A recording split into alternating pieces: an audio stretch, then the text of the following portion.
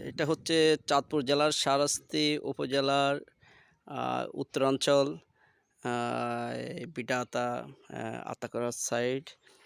এখানে যে ফসলের জমি সম্পূর্ণ ডুবে গেছে। আ কোনো আবাদি ফসল বলতে নেই।